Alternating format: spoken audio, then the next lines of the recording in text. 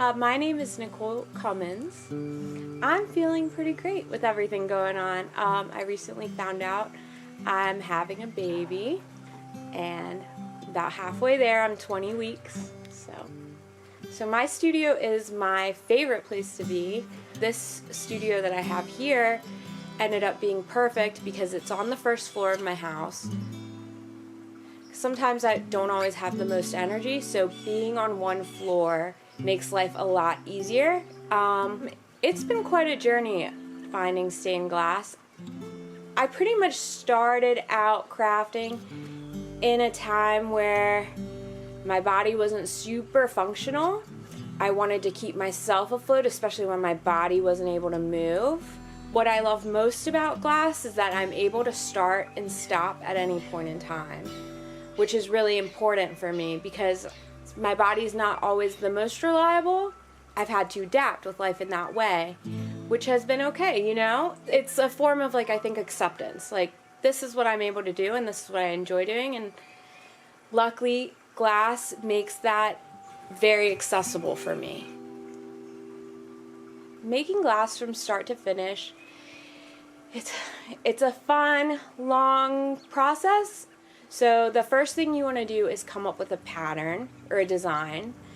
When I am designing patterns, I've noticed I tend to gravitate towards more abstract pieces or more nature-inspired pieces. And it's funny because when I thought of my business name, Prism Vine, it's that's pretty much it. Bright colors and simple, or nature. After that, you pick out glass. So that's one of my favorite parts. You go look at each glass piece and you kind of have to lift it up sometimes. You want to see if it's opalescent or transparent, or cathedral, and see if that matches what you're going for.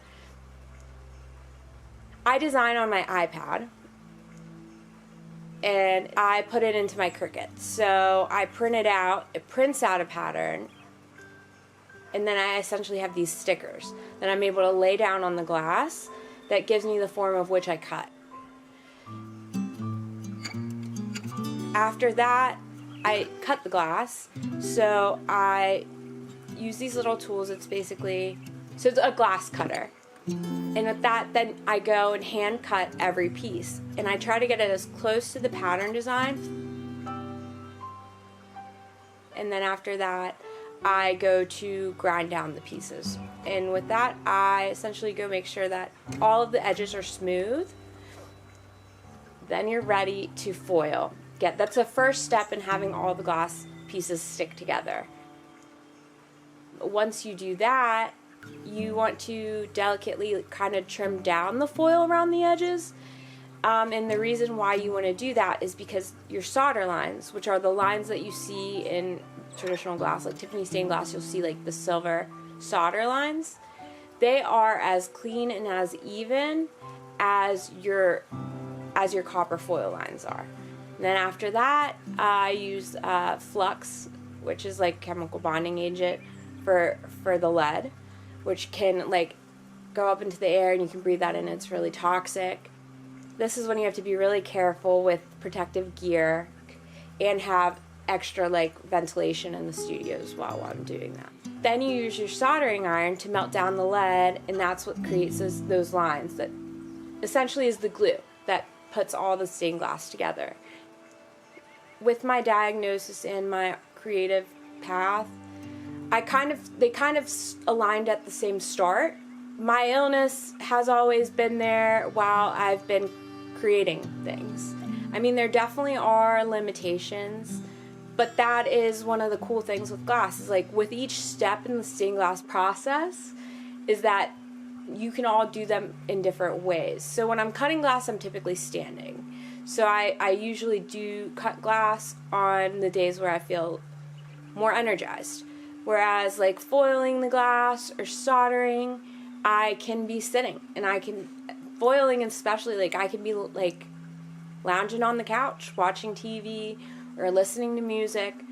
And then after that, you don't want those harsh chemicals on your glass, so you want to make sure you use a special type of glass cleaner, flux cleaner, to make sure you get all of those chemicals off, and then I'll polish it with a special stained glass polish, which also neutralizes if any chemicals were left over. And then I use patina, which is a chemical agent which changes the color of the solder lines. And once you polish, the piece is ready to go. There are so many complexities of running your own business, but being my own boss is a little bit scary sometimes.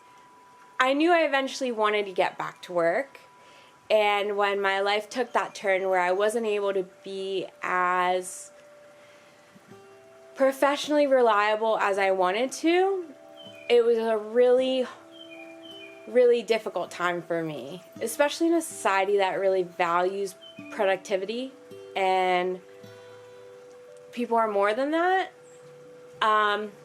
So I feel like I started a business for the right reasons this time. I'm more whole. So I have had quite a journey getting diagnosed. My main diagnosis is a suspected mitochondrial disease, and I say suspected because it's incredibly difficult to diagnose mitochondrial disease. It's pretty rare. During my whole chronic illness journey, I haven't necessarily looked sick, which I think is a very weird thing to even think about anyways, because what does sick look like? At this time, I started to have really crazy skin reactions, like my arms and legs, and I went to like 3-4 dermatologists. Nobody knew what was going on.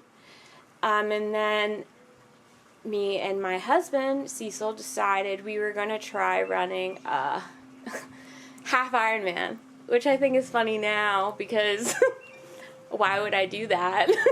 No offense. And when we started training, the first day I was able to run like a few miles, not at a crazy speed. And then we kept training. But instead of getting stronger, I got weaker. During that time, it was a storm. Everything changed. I wasn't really able to stand for very long. It hurt a lot to walk. I felt like my autonomy was slipping through my hands, and nobody knew why. I was exhausted even when I would talk to people. So I just kind of went in myself. What do you do? When you lose your ability to function. We found out I have gastroparesis, and doctors figured out that I had POTS. It was a relief at the time almost to be able to put a name to the thing I was experiencing. Because when you know it, at least it's not as scary and you can manage it. For example, one of the things I wear, I don't know if you can see it, but I wear a Dexcom. That goes back to my blood sugar. And then people see you and you put on your best face and you try your best to look your best, and it's like, man, life keeps going on. I gotta keep going on with it. And then people are like, well, you look fine. You seem fine. But I wasn't fine. I wasn't. Took time. If I had any advice for anybody who has a chronic illness, what I would say is you will adapt. And your life will be different, but it doesn't mean it's less beautiful or less amazing or less incredible. There's so much beauty in slowing down, and sometimes I think chronic illness forces you to do that. I would never have found stained glass or had been able to do all of these creative things had I not had been forced to slow down. So it gave me space and time to do that.